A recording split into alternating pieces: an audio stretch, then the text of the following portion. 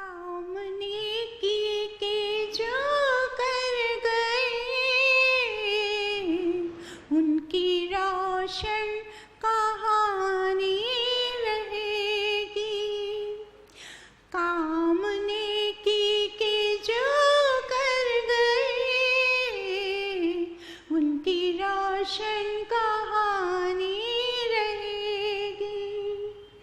पाप करने से जो डर गए उनकी रोशन कहानी रहेगी। पाप करने से जो डर गए उनकी रोशन कहानी रहेगी। मोह संसार को छोड़ कर ईश्वर भक्ति में लाए लगन। मोह संसार को छोड़ कर ईश्वर भक्ति में लाए लगन। शोक सागर से जो तर गए उनकी रोशन कहानी रहेगी। शोक सागर से जो तर गए उनकी रोशन कहानी रहेगी। पाप करने से जो डर गए उनकी रोशन कहानी रहेगी। काम नेकी के जो कर गए उनकी रोशन कहानी रहेगी। जिंदगी के सुलभ पथ पे भी कुछ तो कांटे भी वो कर गए। जिंदगी के सुलभ पथ पे भी कुछ तो कांटे भी वो कर गए। झोली फूलों से जो भर गए उनकी रोशन कहानी रहेगी। झोली फूलों से जो भर गए उनकी रोशन कहानी रहेगी। काम नेकी के जो कर गए उनकी रोशन कहानी रहेगी। यूं तो मरते हैं लाखों यहाँ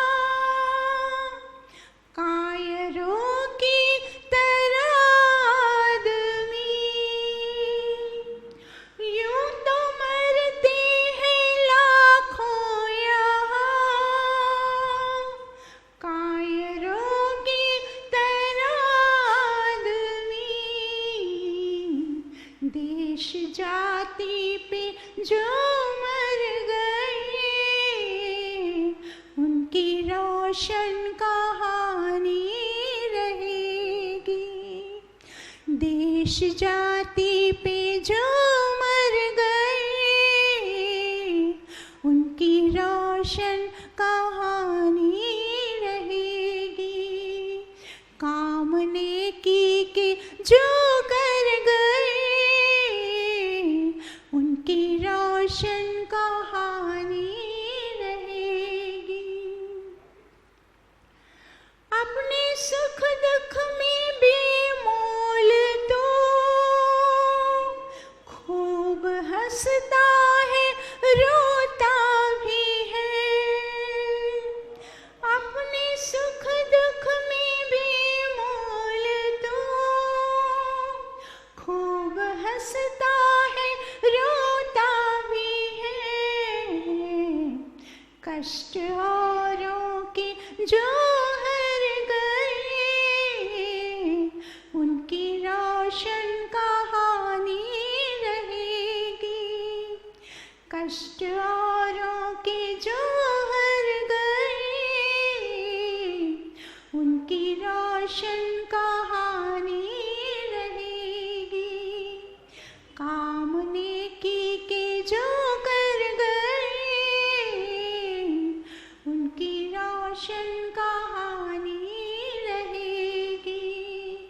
पाप करने से जो डर गए, उनकी रोशन कहानी रहेगी।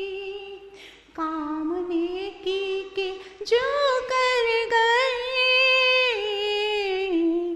उनकी रोशन कहानी रहेगी।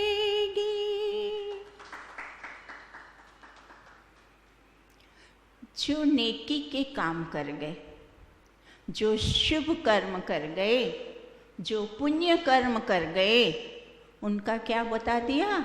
उनकी रोशन कहानी रहेगी।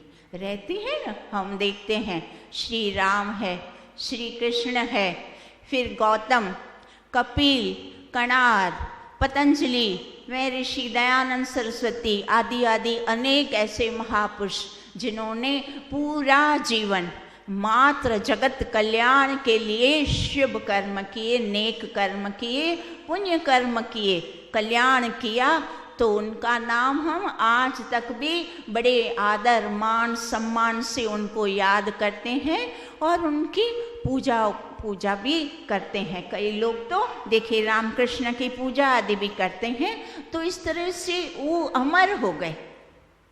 अमर बन जाना, देखिए जन्म, कितनी अच्छी अच्छी बातें भजन में बताई। जन्म तो सब लेते हैं और सब मर भी जाते हैं। 100 वर्ष, कोई 80 वर्ष, कोई कितना वर्ष, खाया पिया, संतान उत्पन्न किया, संतान के लिए सब कुछ किया, दूसरे किसी के लिए ना, वो तो मेरे पास समय नहीं, कहाँ समय है, इनको देखूं कि दूसरों को देखूं, इनका करूं कि दूसरों का करूं।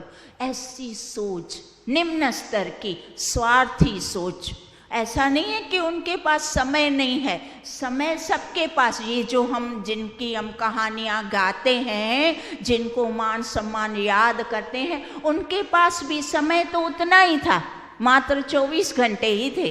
उन्हीं समय में उन्होंने सब कुछ किया, तो हमें भी करना है घर के लिए, परिवार के लिए। हाँ, वो भी हमारा कर्तव्य है, बड़े प्रेम पूर्ण वो भी करना है, पर उसके अलावा समाज के प्रति, देश के प्रति, हमारा बहुत दूसरे अन्य लोगों के प्रति हमारा कर्तव्य है, मुख्य है, वो ज़रूरी है, वो करना ही करना। जो करता है वो तो अमर बन जाता है, और जो नहीं करते बस खाया पिया और मर गए। देश जाति, अब यहाँ जाति नाम आया तो उसमें भ्रांति उत्पन्न करना कि अपनी जाति, अर्थात ये मारवाड़ी, गुजराती आदि जो जातियाँ लोगों ने ब्राह्मण आदि बनाए, वो ना।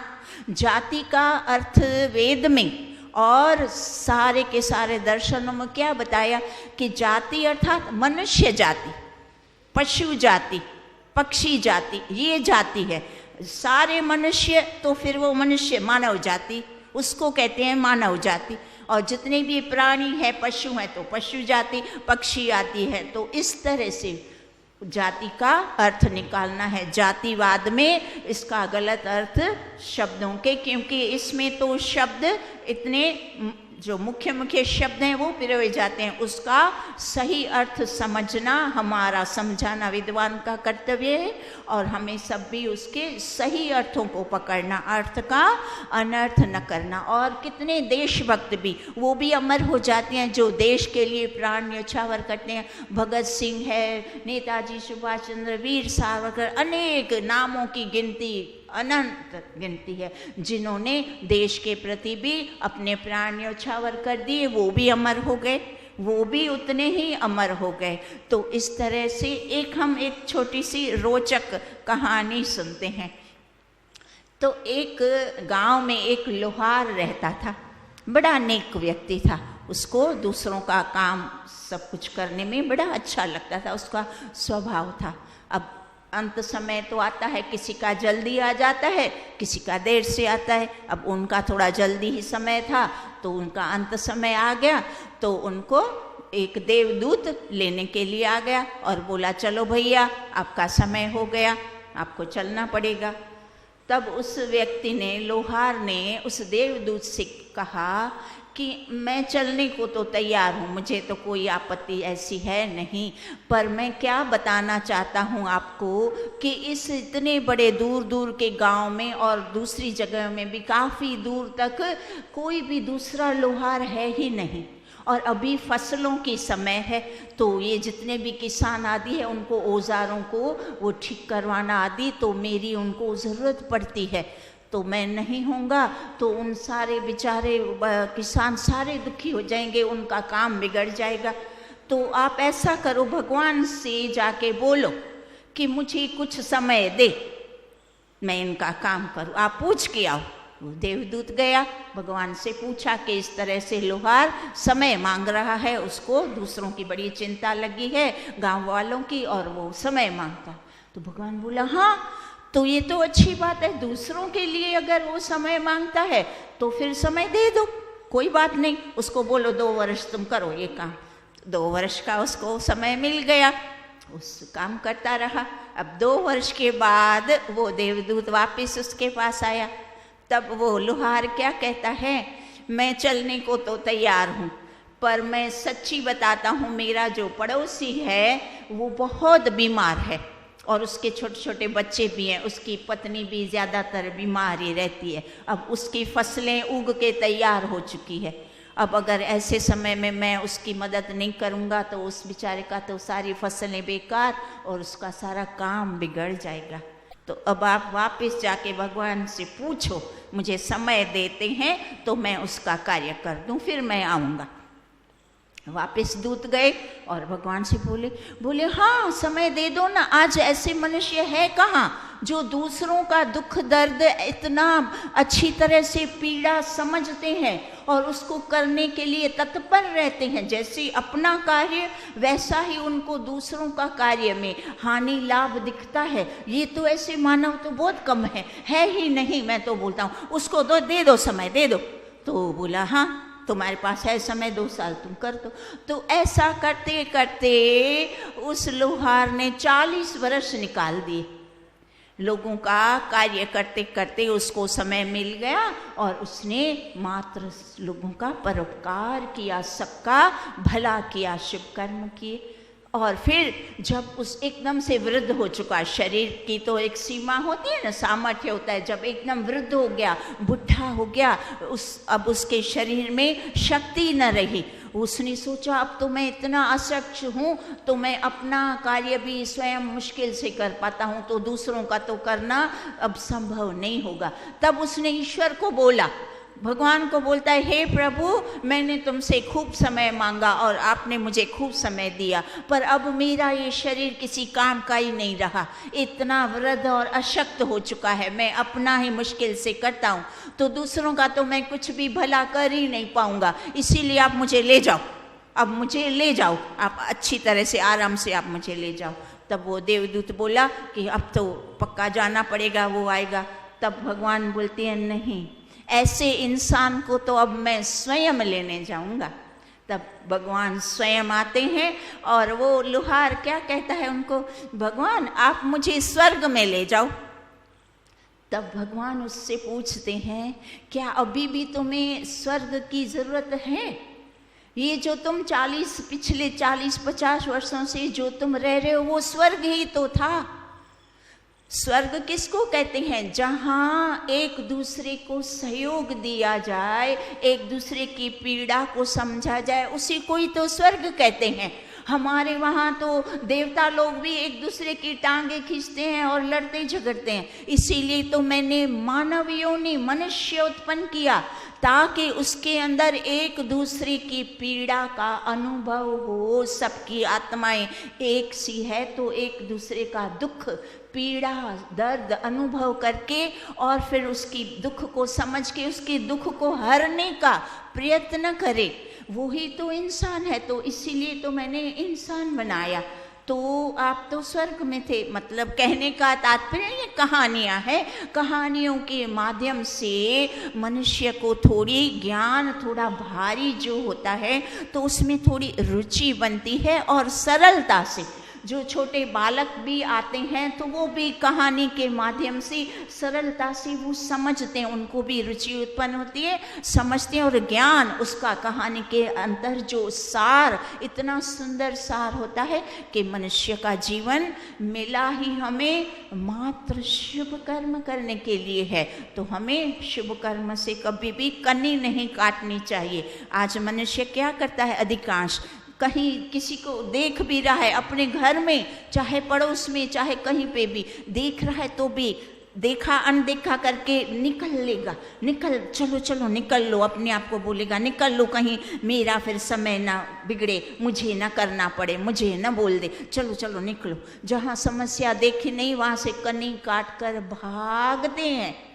तो ऐसा करना ये मानव का कर्तव्य नहीं, मनुष्य का काम है एक दूसरे की हमेशा से सहयोग, जब भी जहाँ भी उसको ज़रूरत है, बिना बताए बिना बोले करो वो सर्व उत्तम।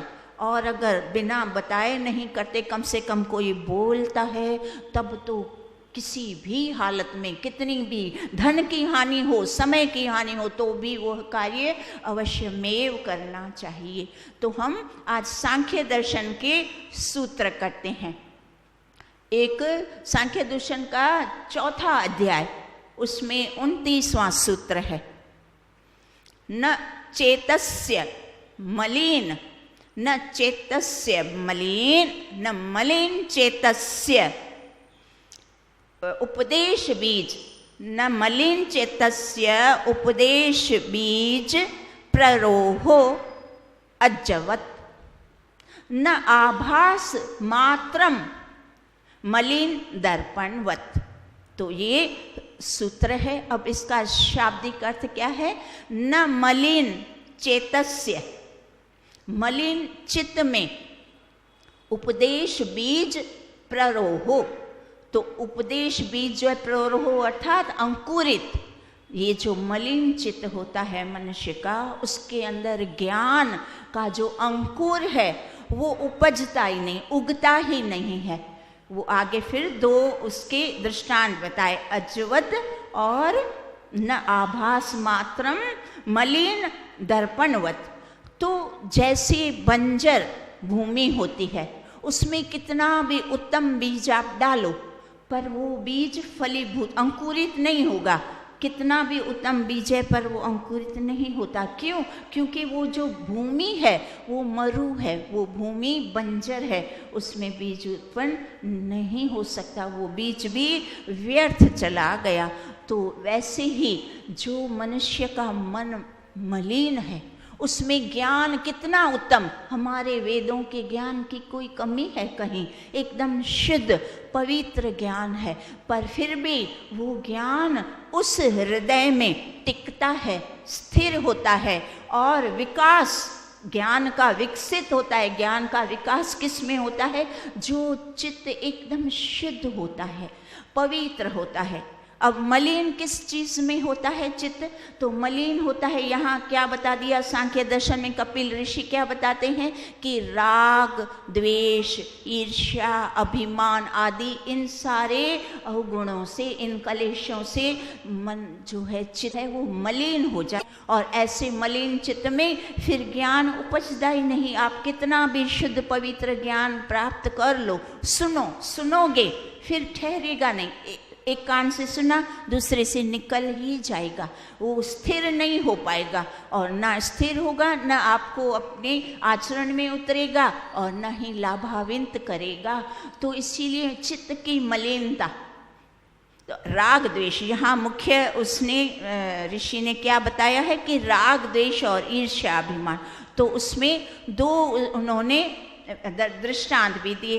तो एक दृष्टांत किसका दिया? अज्जवत, अज अर्थात वहाँ कहानी बताते हैं, वहाँ भी सांख्य दर्शन में महर्षि कपिल कहानी लिखते हैं। क्या बताते हैं कि एक बहुत प्राचीन समय में एक अज नाम का राजा था, और उनको क्या था, जो उनकी भार्या अर्थात पत्नी, उनकी जो पत्नी थी उसमें उस राजा की बहुत अधिक आसक्ति थी। तो आसक्ति थी, अब अचानक क्या हुआ, एक बार उसकी पत्नी का देहांत हो गया।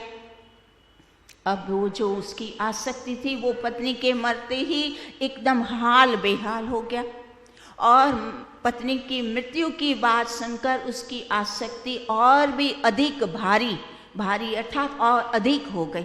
अब उसके जितने भी गुरु आदि थे, गुरु आचार्यों ने बहुत ही समझाने का प्रयत्न किया, बहुत अच्छी तरह से समझाया, भांति भांति तरह से, पर उसके कष्ट में कोई भी जरा भी लेश मात्र भी उसको कष्ट से बचा न पाए। तो इस तरह से ऋषि बताते हैं कि मलिन चित्त में, और फिर आगे दूसरी दृष्टांत क्या दिया कि न आभास मात्रम मलिन दर्पणवत। तो जैसे मलिन दर्पण होता है उसमें आपको अपने चेहरे का बिंब चित्र दिखाई नहीं देगा, जरा सा भी आभास नहीं होगा, चित्र दिखाई नहीं देगा। जैसे मलिन दर्पण में नहीं दिखता, वैसे ही मलिन चित्त में आपको जरा सा आभास मात्र भी नहीं होगा। आभास ज्ञान का, उचित और अनुचित का, जिसका अति सुंदर दृष्टांत पता है क्या है? अति सुंदर दृष्टांत है महाभारत का धृतराष्ट्र। उसको अतिशय अपने राजगद्दी से भी मोह था, और अपने पुत्र दुर्योधन में भी उसको अतिशय मोह था, अंधा मोह। नेत्रों से तो वो था ही अंधा, पर उसको अंधा मोह में भी, वो पुत्र मोह में ऐसा अंधा था कि उसको उसके उचित और अनुचित का कभी भी कोई जरा सा आभास तक नहीं होता था।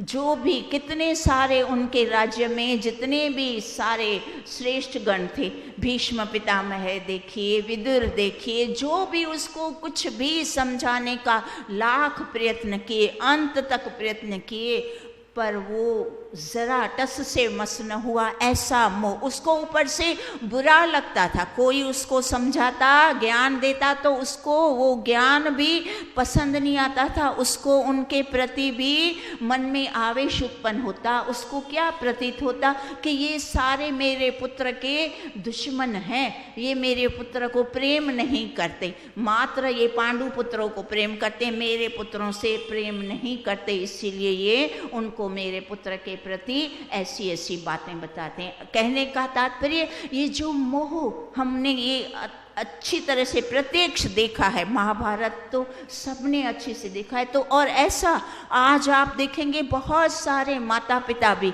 बच्चों बालकों के मोह में अंधे हैं। प्रेम करना अति आवश्यक है। पति पत्नी, आप आज जो दोनों सह दर्शन के हमें दृष्टांत बताए, उसका तात्पर्य क्या था? एक को अपने पत्नी से मोह था।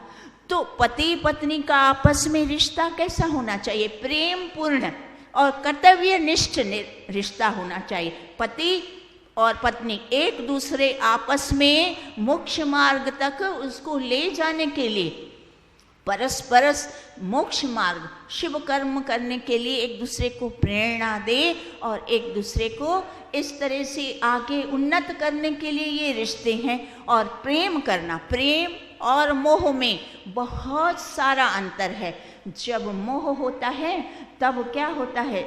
जब प्रेम होता है, जिन माता पिता को बच्चों से प्रेम है, तब वो क्या करते हैं? उनके चरित्र का निर्माण, उत्तम चरित्र का निर्माण कर पाते हैं, प्रेम करते हैं, वो उनका हित चाहते हैं। इसीलिए उनको ताड़न, हमारे महर्षि दयानंद सरस्वती ने बताया ना, संतान को और शिष्य को दोनों के लिए ताड़न अति आवश्यक। जब शिष्य और माता पिता जहाँ संतान को और शिष्यों को ताड़न नहीं करते, वहाँ चरित्र निर्माण कभी नहीं, असंभव, हो ही नहीं सकता। इसीलिए ताड़न अति आवश्यक है। बच्चों को प्रेम कीजिए, प्रेम करना, पर उसका चरित्र निर्माण, उसको उत्तम बातें, श्रेष्ठ मानव बनाना, ये माता पिता का कर्तव्य है। और उत्तम श्रेष्ठ शिष्य बनाना ये आचार्य का, विद्वानों का कर्तव्य है। ये हमारा कर्तव्य बनता है कि हम किस तरह से अच्छी तरह से प्रेम पूर्वक और कई बार डांट के भी, टोक के भी, कैसे भी इन दुर्गुणों को दूर करके निर्माण, चरित्र का निर्माण फिर कैसे होगा?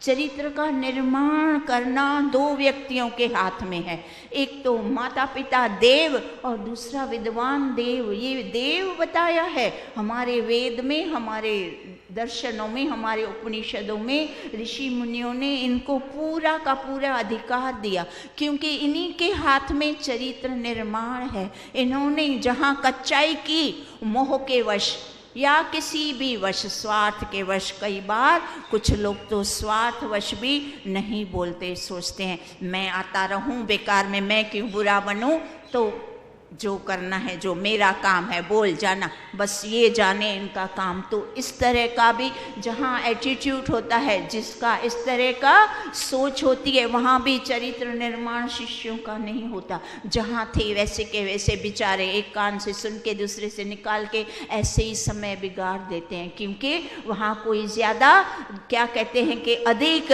कुछ भी वो नियम यम नियमों का पालन नहीं करेंगे तो फिर उसका तो कुछ भी मतलब नहीं बनेगा। और माता पिता का भी कर्तव्य बनता है कि उसकी हर एक बात को, हर एक उसकी इच्छाओं को, हठाग्रह को कभी पूरा मत करो। एक तो माता पिता ऐसे होते हैं, बस कुछ उस बच्चा बोला नहीं या बिना बोले भी उसको महंगी महंगी चीज़ें उपलब्ध करवाना, फिर वो उनको कोई ज़्यादा कदर नहीं रहती उनकी चरित्र निर्माण में। सादगी, तपस्या, विद्यार्थी जीवन कैसा होना चाहिए? एकदम सादा जीवन, तपमयी जीवन। तपस्या होगी, सादगी होगी, तब विद्या ग्रहण कही जाती है।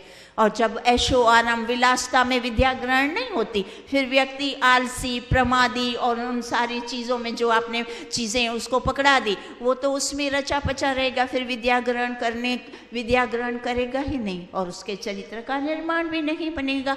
इसीलिए कभी भी मोह नहीं करना और ना ही किसी भी तरह से, न पत्नी से, न पति से, न संतानों से, माता पिता आपस का परस्पर जो रिश्ता, इतना शुभ रिश्ता, प्रेम पूर्ण निष्ठा, कर्तव्यनिष्ठ कर्तव्य निभाएं। और इस तरह से आज मुझे समय बताइएगा, मेरे पास वॉच नहीं पे।